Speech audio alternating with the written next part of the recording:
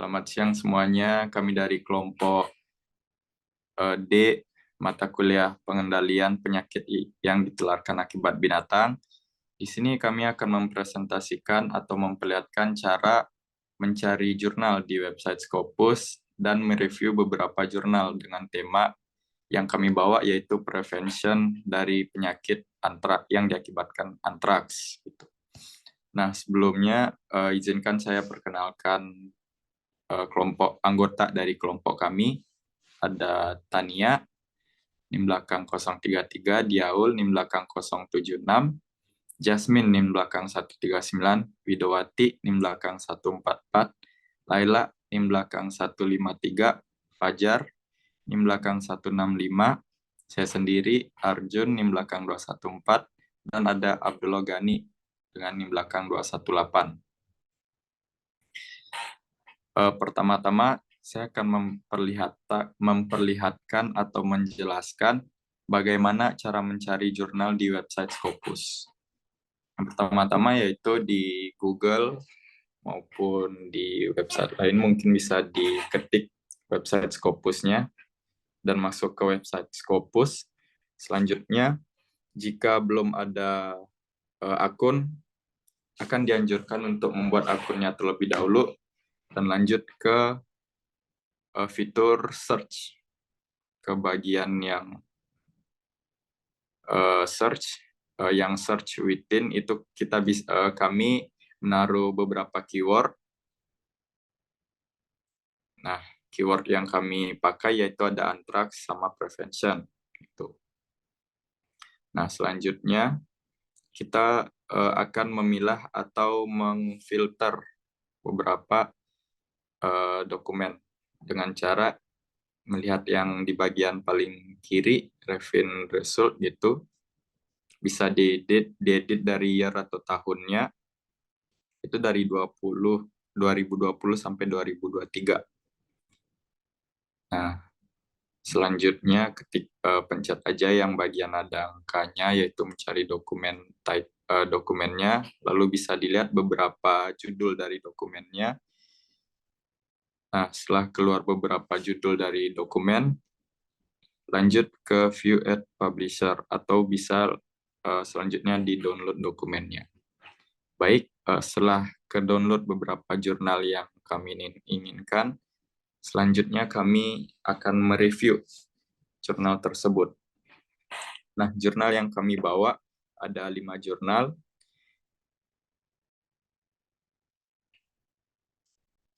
Nah, untuk yang jurnal pertama yaitu The Rich Mapping, Be a Supplementary Approach for Anthrax Control and Community Level. Langsung lanjut ke reviewnya. Jurnal 1. Nah, untuk metadata artikelnya dari penulis, ada di sini kami akan mengetik beberapa atau semua penulis yang menjadi autor dari jurnal tersebut. Ada Sarker, MSE, Sahid, MEH, Hokyu, Sarker, Rahman, Islam, Najmul, dan Nazir. Untuk tahun terbitnya itu 2021. Dan problem penelitian dari jurnal tersebut adalah antraks adalah salah satu penyakit terpenting yang dapat ditularkan dari ternak ke manusia, terutama di negara-negara dengan kepadatan ternak yang tinggi. Nah, ternak biasanya terinfeksi oleh konsumsi spora Bacillus anthracis dengan bahan makanan. Oleh karena itu, kecukupan spora antraks di dalam tanah dianggap sebagai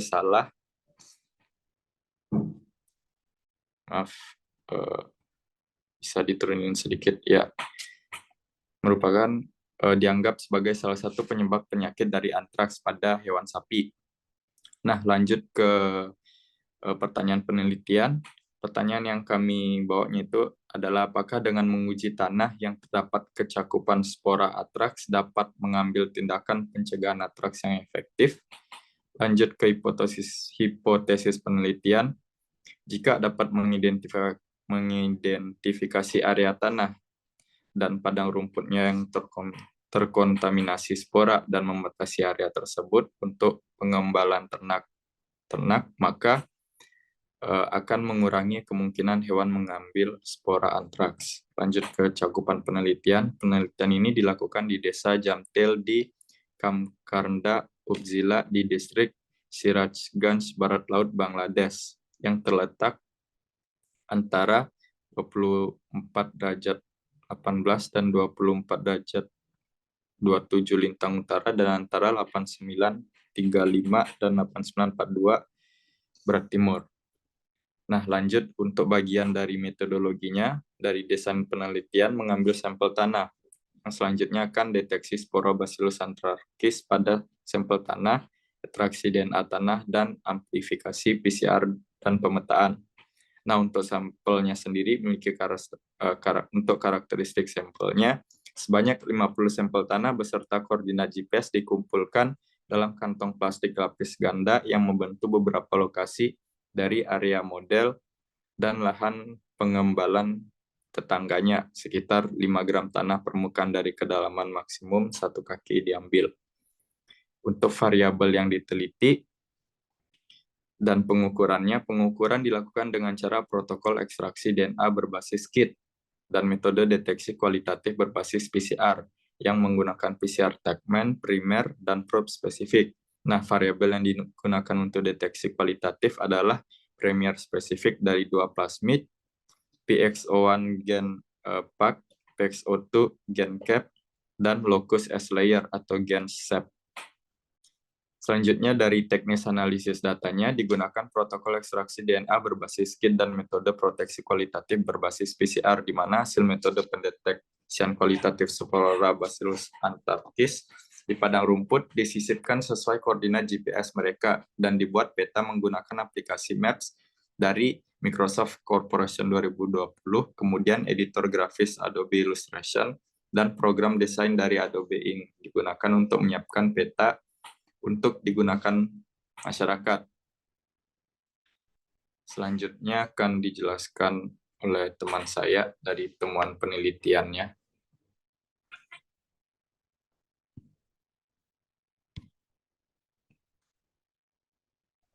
Baik, selanjutnya untuk temuan penelitian, jadi tim peneliti ini berhasil membuktikan keberadaan spora antraks dengan melakukan pengujian sampel tanah di daerah tersebut. Nah, di dalam peta, semua titik di daerah yang pernah mengalami wabah antraks di masa lalu berada di dekat padang rumput berisiko tinggi yang teridentifikasi. Ini juga secara tidak langsung mendukung hasil dari keseluruhan pekerjaan dari penelitian saat ini. Kemudian di sisi lain, menggunakan pengetahuan ilmiah dan koordinat GPS untuk membuat peta yang mudah dipahami oleh orang-orang di daerah tersebut. Nah, peta serikat berbasis sumber daya dengan mengidentifikasi area risiko dapat dilihat di banyak bagian Bangladesh. Selanjutnya, di pembahasan untuk inkonsistensi di artikel ini, jadi tidak ada temuan yang tidak konsisten atau kontradiktif. Penelitian ini menggunakan protokol yang sama dengan penelitian sebelumnya, yakni protokol deteksi spora berbasis PCR. Protokol ini telah menunjukkan betapa akuratnya pendeteksian spora patogen Bacillus anthracus dari sampel tanah dalam waktu yang sangat singkat menggunakan formasi gen SAP, CAP, dan PEC. Nah, untuk limitasi dari artikel ini, selain menguji daerah atau peta yang terdapat spora antraks, peneliti juga dapat mempertimbangkan bagaimana pencegahan preventif secara premier ataupun sekunder untuk menindaklanjuti kasus antraks yang terjadi pada Bangladesh. Artikel selanjutnya akan dilanjutkan oleh rekan saya. Ya, yang selanjutnya itu artikel yang berjudul Knowledge, Attitude, and Practices Towards Anthrax Among Livestock Farmers in Selected Rural Areas of Bangladesh.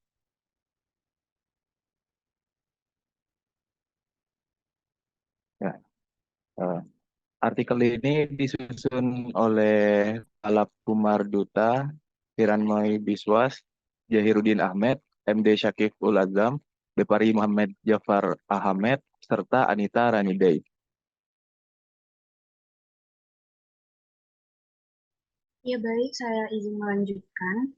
Artikel ini dipublish pada tahun 2021, di mana problem penelitian yang diangkat dalam artikel ini ialah pengetahuan yang memadai mengenai penyakit antraks sangat diperlukan untuk mendeteksi dan juga mencegah terjadinya penyakit antraks.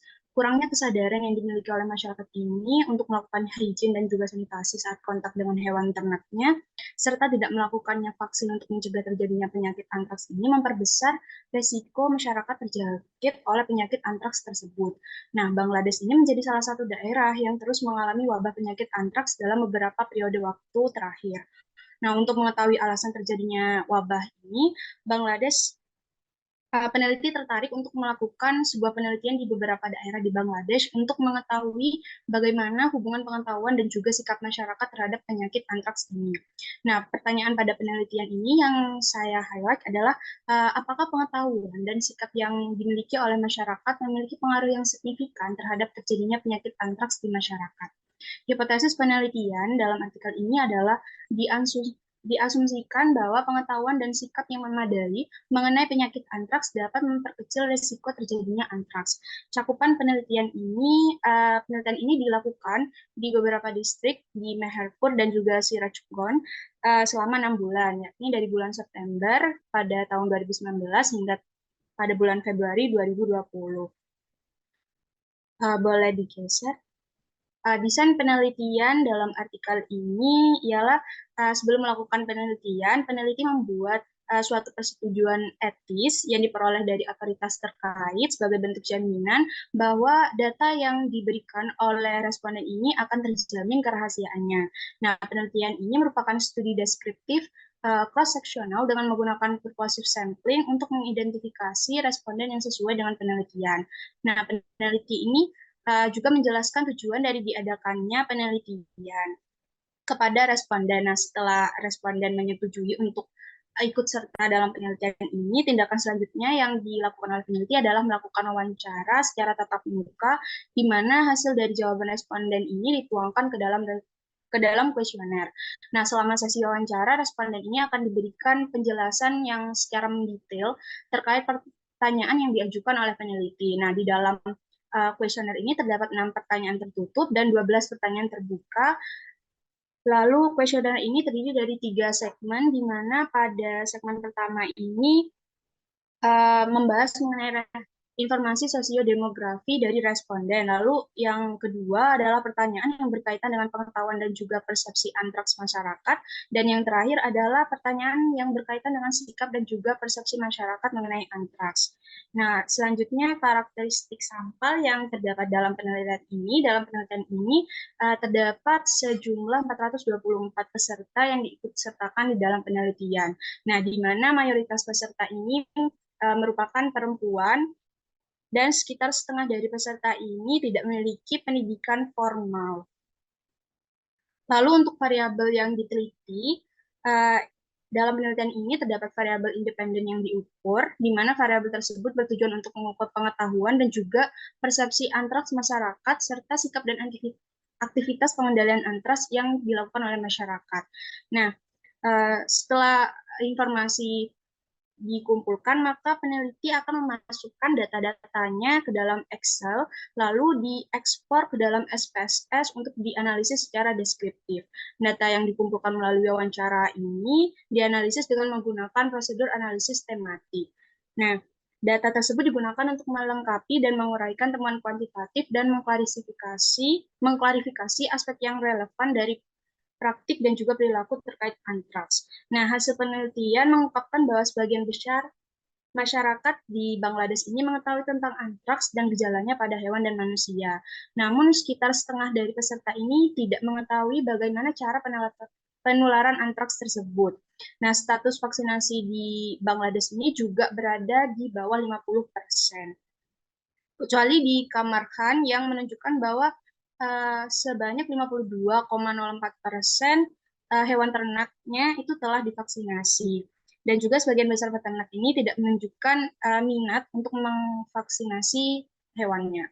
Lalu di dalam penelitian ini tidak ada temuan yang tidak konsisten dengan penelitian sebelumnya. Bahkan di dalam penelitian ini, peneliti menyebutkan dengan jelas bahwa penelitian yang dilakukan ini konsisten dengan penelitian yang dilakukan sebelumnya mengenai KAP pada Rift Valley Viewer yang menggarisbawahi bahwa sebagian besar responden ini tidak jujur, di mana responden ini menyembunyikan kondisi hewan ternaknya sebelum menyembelih hewan ternaknya tersebut. Saat hewan ternaknya sakit, responden ini tetap melakukan penyembelihan. Nah, di dalam penelitian ini tidak disebutkan dengan jelas mengapa pengetahuan dan sikap masyarakat di Bangladesh ini terhadap antraks kurang memadai. Seharusnya peneliti ini mengulas mengapa hal tersebut dapat terjadi sehingga pembaca atau pemangku kepentingan ini menjadi lebih paham terhadap permasalahan yang terjadi. Nah, dengan adanya alasan tersebut, maka akan memudahkan pemangku kepentingan menyusun kebijakan dalam mengatasi permasalahan tersebut. Nah, selain itu, peneliti juga belum menampilkan cukup bukti mengenai statement yang mengatakan bahwa vaksinasi merupakan salah satu langkah pencegahan yang terpenting dalam penyakit menular apapun. Nah, akan lebih baik jika peneliti ini menampilkan bukti yang lebih detail terhadap statement tersebut. Selanjutnya akan dilanjutkan oleh teman saya. Ya, selanjutnya pada jurnal ketiga dengan judul Anthrax Prevention Practice and Associated Factor Among Farmer in Varta District, South-Gondar, Amhara Region, Northwest Ethiopia. Untuk metadata artikel jurnal ini ditulis oleh MS Vin, Mulatu, Bilara, Sibabau, Bilhanu, dan Jalem. Untuk tahun penerbitan yaitu pada tahun 2021. Untuk problem penelitiannya, metode utama untuk pencegahan dan pengendalian antraks pada hewan dan akibatnya pada manusia, yaitu melalui vaksinasi antraks terhadap ternak. Pemerintah Ethiopia telah melaksanakan program vaksinasi dan penciptaan kesadaran di masyarakat. Akan tetapi, wabah antraks masih terjadi di banyak daerah termasuk di wilayah Amhara. Karena informasi tentang praktik pencegahan antraks penting untuk merancang intervensi berbasis bukti, maka tujuan dari penelitian ini adalah untuk menilai tingkat praktik pencegahan antraks dan faktor terkait di kalangan petani di distrik Varta, di wilayah Amhara, Ethiopia. Untuk pertanyaan penelitian yang ada pada jurnal yaitu bagaimana praktik pencegahan antraks dan faktor terkait seperti jenis kelamin, tingkat pendidikan di kalangan petani di distrik Varta, Gondar Selatan, wilayah Amhara, Ethiopia pada tahun. Hipotesis penelitiannya yaitu diasumsikan bahwa praktik pencegahan antraks pada petani memiliki hubungan dengan faktor seperti jenis kelamin, status pendidikan, jarak dengan fasilitas kesehatan, pemahaman, dan sikap tentang risiko kesehatan antraks. Untuk cakupan penelitiannya, penelitian dilakukan di distrik Varta yang berada di negara bagian Amhara. Distrik ini memiliki 33 kebeles atau unit administratif terkecil. Populasi penelitian adalah petani yang tinggal di kebeles di distrik Varta yang dipilih secara acak. Dan desain penelitiannya yang digunakan yaitu cross-seksional berbasis komunitas yang dilakukan mulai tanggal 7 Juni hingga 21 Juni tahun 2020 pada para petani di distrik Varta. Serta pengumpulan data dilakukan melalui teknik wawancara tatap muka dengan menggunakan kuesioner terstruktur setelah mendapatkan persetujuan secara lisan. Ya, selanjutnya yaitu karakteristik dari sampel, yaitu dari 1.338 responden penelitian, 1.295 diantaranya, yaitu atau sebesar 96,8% diikutsertakan dalam analisis. Lalu dari total responden, sebanyak 911 atau 70,3% berjenis kelamin laki-laki. Hampir setengah responden, yaitu 48,9% berada pada kelompok umur 42 tahun, serta 475 responden atau sebesar 36,7% tidak dapat membaca dan menulis. Selain itu, sebanyak 1.090 atau 84,2% dari responden penelitian berstatus menikah. Untuk variabel yang diteliti meliputi pengetahuan, sikap, dan praktik pencegahan antraks pada petani. Pengetahuan ini diukur melalui jumlah pertanyaan yang mampu dijawab oleh petani. Jika 50% dari 13 pertanyaan terjawab, dianggap memiliki pengetahuan yang baik terkait pencegahan antraks, dan sebaliknya. Sikap juga diukur melalui jumlah pertanyaan yang mampu dijawab. Jika 50% dari 7 pertanyaan terjawab, dianggap memiliki sikap yang mendukung pencegahan antraks, dan sebaliknya. Serta praktik pencegahan antraks diukur juga melalui jumlah pertanyaan yang mampu dijawab. Jika 50% dari 10 pertanyaan terjawab, dianggap memiliki praktik pencegahan antraks yang baik. Selanjutnya yaitu teknik analisis data yang digunakan. Jadi data dibersihkan, lalu diberi kode dan dimasukkan ke dalam Epidata versi 3.1 dan diekspor ke SPSS versi 23 untuk dianalisis. Data yang hilang diperiksa terlebih dahulu dengan mengamati hasil frekuensi. Lalu untuk statistik deskriptif dan regresi logistik biner digunakan dan temuan disajikan menggunakan teks, gambar, dan tabel. Regresi logistik biner dua variabel dilakukan untuk mengidentifikasi kandidat variabel pada p-value kurang dari 0,2 dan dimasukkan ke dalam model regresi logistik biner multivariabel akhir untuk mengontrol efek perancu. Terakhir, variabel independen dengan p-value kurang dari 0,05 dinyatakan signifikan secara statistik. Rasio odds yang disesuaikan dengan interval kepercayaan 90% digunakan untuk menilai kekuatan dari asosiasi.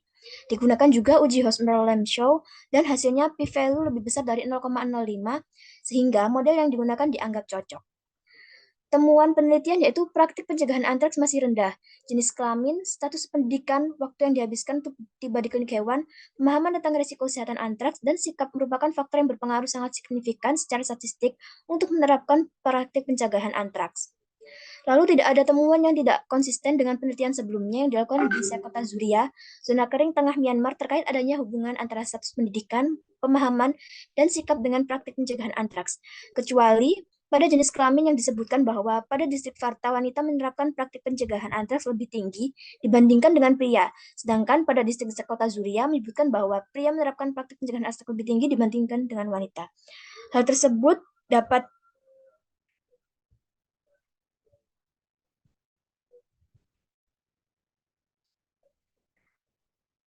Hal tersebut dapat terjadi karena dianggap adanya perbedaan budaya di antara kedua daerah tersebut, di mana pada distrik Varta, Ethiopia, terdapat program penyuluhan yang berfokus pada pencegahan penyakit di tingkat rumah tangga, sehingga ibu atau wanita lebih sering berhubungan dengan tenaga kesehatan.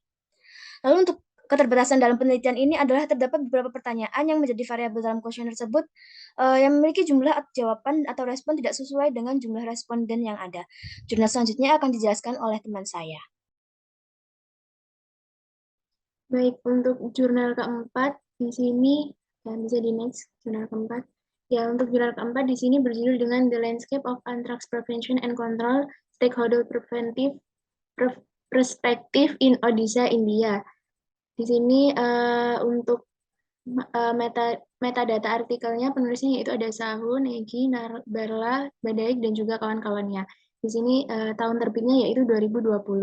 Untuk problem penelitian, efektivitas pencegahan dan juga pengendalian penyakit zoonosis sangat bergantung pada kerjasama antar sektor dan antar departemen serta kerjasama di berbagai tingkatan. Namun di India hampir tidak ada bukti tentang peran berbagai pemangku kepentingan dalam pencegahan dan juga pengendalian antraks. Oleh sebab itu, peneliti ingin memperdalam pengetahuan mengenai peran dan juga pengalaman petugas medis, dokter hewan, dan petugas administrasi umum di tingkat blok, distrik, serta negara bagian tentang strategi pencegahan dan juga pengendalian antraks di Odisha, India. Untuk latar selanjutnya yaitu tentang pertanyaan penelitian, yaitu bagaimana strategi pencegahan dan juga pengendalian antraks di Odisha, India dari perspektif pengalaman pemangku kepentingan. Untuk hipotesis penelitian, yaitu diasumsikan bahwa untuk mencegah antraks, penting untuk mengembangkan sistem surveillance aktif untuk pelaporan kasus pada manusia dan juga ternak, untuk memperkuat laboratorium perguruan tinggi, kedokteran regional, dan untuk menghindari keterlambatan diagnosis, serta untuk melatih petugas laboratorium tentang langkah-langkah keselamatan. Selain itu, semua departemen yang terkait harus terlibat dalam strategi pencegahan dan pengendalian antraks, dan juga literasi masyarakat tentang antraks harus ditingkatkan. Untuk yang selanjutnya yaitu ada cakupan penelitian. Penelitian dilakukan di 4 kabupaten endemik, yakni Koraput, Malkangiri, Rayagada, dan juga Sundargarh di Odisha, India. Untuk metodologinya, di sini ada desain penelitian. Desain penelitian berupa studi eksploratif kualitatif, peserta dihubungi secara langsung atau melalui telepon sebelum wawancara. Panduan wawancara terdiri dari pertanyaan terbuka dan juga penyelidikan yang dikembangkan berdasarkan pedoman pencegahan antraks di Pusat Pengendalian dan Pencegahan Penyakit. Wawancara berlangsung selama 25-40 menit untuk petugas medis dan dokter hewan, serta 15-20 menit untuk petugas administrasi. Untuk selanjutnya bisa dijelaskan oleh teman saya. Ya, selanjutnya untuk metodologi ada karakteristik sampel. Studi ini melibatkan 42 sampel yang berasal dari Departemen Kesehatan sebanyak 18 sampel, Departemen Kedokteran Hewan sebanyak 18 sampel, dan sampel petugas administrasi sebanyak 6 sampel. Dan sampel-sampel tersebut diambil dari tingkat blok, tingkat daerah atau kabupaten atau distrik, dan juga tingkat negara bagian atau tingkat odisa. Selanjutnya ada variabel yang diteliti dan pengukurannya. Sebenarnya tidak disebutkan secara jelas terkait variabel yang diteliti, namun penulis mengukur investigasi epidemiologi antraks di Odisha, India, dan strategi pencegahan biologis dan sosial untuk antraks dengan menekankan pada pengaturan sistem surveillance sesuai pedoman standar dan penguatan fasilitas diagnostik di laboratorium, peningkatan koordinasi antar sektoral, kolaborasi dan kepekaan antara Departemen Kesehatan, Kedokteran Hewan, Kehutanan, Pendidikan, Nutrisi, dan Kesejahteraan Suku. Pengukuran dilakukan dengan para pemangku jabatan yang dilakukan secara wawancara. Kemudian ada teknik analisis data yang mana menggunakan wawancara yang direkam secara digital yang ditranskrip ke bahasa verbatim lalu diterjemahkan kembali ke dalam bahasa Inggris, dan hasil penelitiannya diringkas menjadi kode-kode yang kemudian dikelompokkan menjadi subkategori dan kategori, yang mana dihasilkan ada dalam tiap kategori tersebut disesuaikan dalam tema-tema tertentu. Kemudian untuk temuan penelitiannya, berdasarkan hasil penelitian ditemukan bahwa kebijakan vaksinasi rutin, termasuk ring vaccination, adalah salah satu strategi yang lebih baik untuk pencegahan dan pengendalian antraks. Namun peserta penelitian, para peneliti mengklaim bahwa meskipun kebijakan vaksinasi tanpa biaya di daerah endemik, cakupannya juga masih sangat rendah. Hal ini sangat terkait dengan faktor sosial dan budaya daripada ekonomi. Untuk pembahasan ada inkonsistensi, tidak terdapat temuan yang tidak konsisten atau kontradiktif. Temuan atau penelitian terkait topik ini diketahui bahwa menjadi studi pertama di India yang membahas perspektif berbagai pemangku kepentingan tentang pencegahan dan pengendalian penyakit antraks. Kemudian untuk limitasinya, keterbatasan dari penelitian ini yaitu tidak adanya sampel yang berasal dari kelompok peritoral seperti Departemen Pendidikan, Gizi, dan Kebudayaan. Selanjutnya akan dijelaskan oleh teman saya. Baik, untuk yang selanjutnya yaitu di jurnal 5. Ya, di jurnal 5 di sini ada berjudul tentang antitoxin use in the prevention and treatment of anthrax disease, a systematic review. Untuk metadata artikelnya, penulisnya di sini ada Elizabeth, Susana Godford, dan juga William. Tahun terbitnya yaitu tahun 2022. Untuk latar belakang studinya yaitu problem penelitian yaitu Bacillus anthrax. Bacillus anthrax adalah bakteri penyebab antraks yang merupakan ancaman prioritas tinggi karena ketersediaannya yang luas, penyebaran yang mudah, dan kemampuan untuk menyebabkan morbiditas dan mortalitas yang substansial. Meskipun terapi antimikrob yang tepat dan waktu dan tepat, terapi tambahan terus dieksplorasi. Penelitian ini merupakan kelanjutan dan juga pembaruan dari basis bukti untuk menginformasikan rekomendasi antitoksin sebagai bagian dari pembaruan pedoman klinis antraks yang direncanakan CDC untuk direkomendasikan.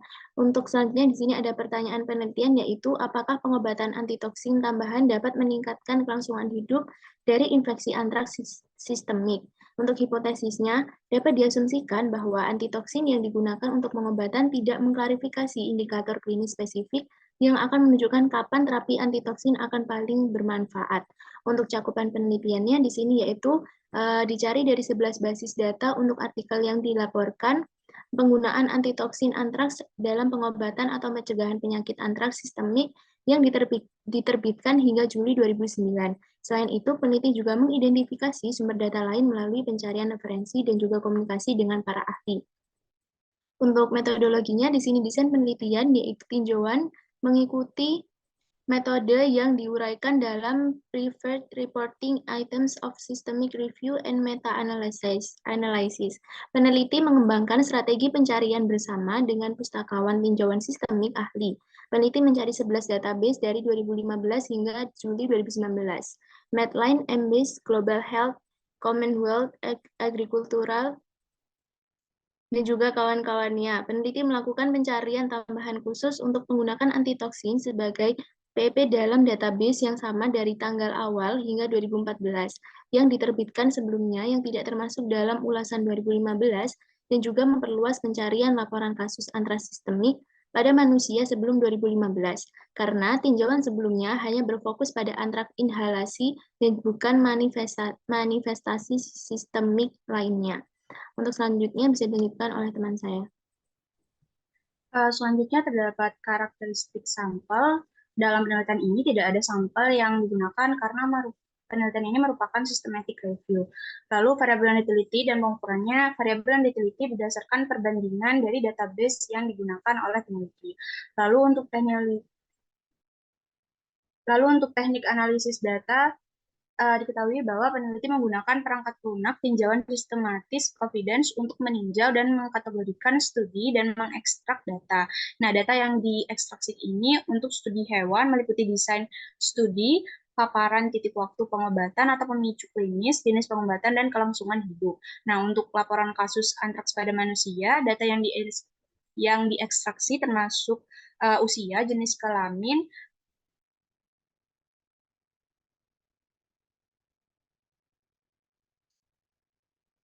paparan, presentasi klinis, jenis antimikroba dan waktu pemberian, jenis antitoksin di waktu pemberian, perawatan suportif, dan kelangsungan hidup. Karena heterogenitas dalam desain studi, analisis kelompok perlakuan, dan pemicu pengobatan, maka peneliti tidak melakukan meta-analisis.